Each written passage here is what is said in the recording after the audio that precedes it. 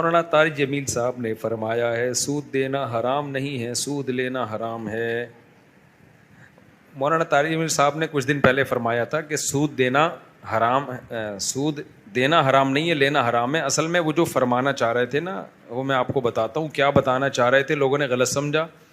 پھر ان کے بیٹے کا جو بیان آیا تو وہ اس سے بھی زیادہ غلط آ گیا، یعنی انہوں نے تو پھر بھی صحیح فرمایا تھا، بیٹے نے شاید جو بیان دیا تو وہ الٹا کر دیا اس بیان کو جو دینا چاہیے تھا، شاید ان کے بیٹے سے بھی مسٹیک ہوئی ہے۔ تو حضرت مولانا طارق جمیل صاحب نے جو فرمایا تھا کہ سود دینا حرام نہیں ہے، لینا حرام ہے، اس کا مطلب یہ ہے کہ سودی ایگریمنٹ تو بہرحال حرام ہے، جب ہم بینک سے سودی ایگریمنٹ کرتے ہیں نا وہ بہرحال حرام ہے، لیکن رقم کون سی حرام ہوگی؟ رقم وہ حرام ہوگی جو ہم بینک سے سود کے طور پر لیتے ہیں، اس رقم سے جو بھی کاروبار کرو گے، کام کرو گے، وہ حرام ہو جائے گا۔ اسی طرح بینک سے آپ نے قرضہ لیا اور اب آپ بینک کو اس قرضے پہ سود دیتے ہو، تو اس سود سے بینک جو بھی کام کرے گا حرام ہوگا، لیکن ہم جو قرضہ لے کے جو بھی کام کریں گے وہ کام حرام نہیں ہوگا، کیونکہ وہ رقم حرام نہیں ہے، عمل حرام ہے۔ سمجھ میں آ رہی ہے بات کہ نہیں آ رہی؟ وہ رقم حرام نہیں ہے، کیونکہ لوگوں کی بچتیں بینک میں رکھی ہوئی ہیں، بینک وہ اٹھا کے آپ کو پکڑا دیتا ہے، تو رقم تھوڑی نہ چوری کی رقم ہے نہ سود کی رقم ہے، سود تو وہ ہوگا جو آپ بینک کو دیں گے۔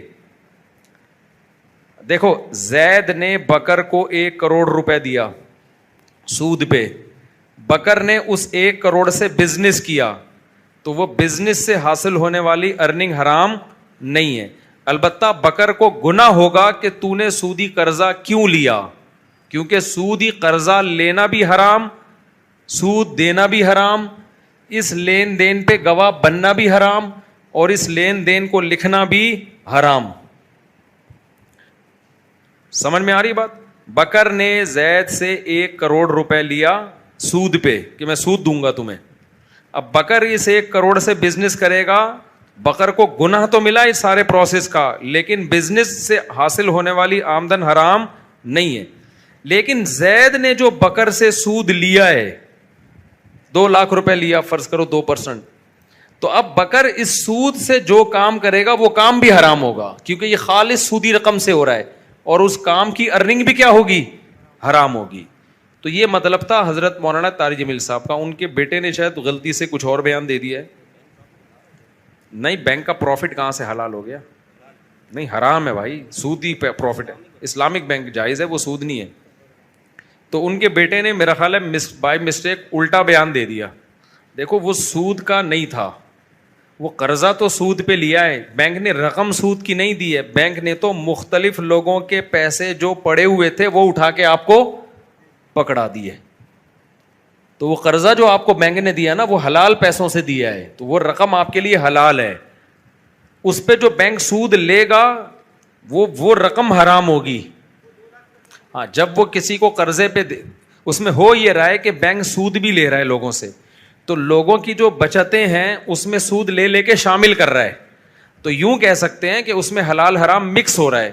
تو شریعت کا حکم یہ ہے کہ جب حلال حرام مکس ہو رہا ہوتا ہے نا، مرج ہو جائے، اب ہمیں نہیں پتا اس میں حلال نوٹ کون سا ہے حرام کون سا ہے، تو غالب کا اعتبار ہوگا، اگر زیادہ حلال ہے تو پھر وہ رقم جب ہم کسی کو دیں گے تو وہ حلال سمجھی جائے گی۔ اس کی ایک مثال دیتا ہوں کہ ایک آدمی کسٹم میں جاب کرتا ہے، تو اب اس کی ایک تنخواہ ہے جو حلال تنخواہ ہے، فار ایگزامپل 1 لاکھ روپے تنخواہ ہے، اوپر کی آمدنی 2 لاکھ ہے، 3 لاکھ اس کے گھر میں آ رہا ہے، اب وہ آپ کی دعوت کرتا ہے تو آپ اس کی دعوت کو نہیں کھا سکتے، کیوں؟ 2 لاکھ میں 1 لاکھ مکس ہو رہا ہے، تو ہم یہی سمجھیں گے حرام پیسوں سے ہی ہمیں کھلا رہا ہے۔ لیکن اگر وہ کہتا ہے بھائی میں اپنی تنخواہ کھانے پینے کے لیے الگ رکھتا ہوں اور اس میں سے تمہیں کھلا رہا ہوں، تو پھر کیا ہے؟ جائز ہے، اس کی زبان کا اعتبار کیا جائے گا۔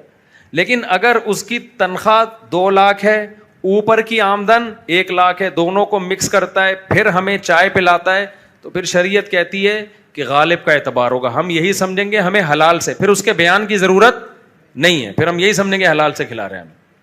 سمجھتے ہیں کہ نہیں سمجھتے؟ تو بینک سے سودی قرضہ لینا بہر صورت حرام ہے، لیکن وہ قرضہ لے کے جو کمپنیاں کھلتی ہیں، جو بزنس ہوتا ہے، اس کی ارننگ حرام نہیں ہوتی۔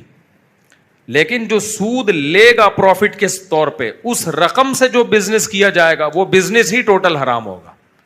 تو حضرت کا مطلب یہ تھا, تو ان کے بیٹے نے الٹا بیان غلطی سے دے دیا, جیسے وہ بھائی کے بارے میں بیان دے دیا تھا کہ خودکشی کی ہے, پھر وہ اس کو بیٹھ کے سمجھاتے رہے.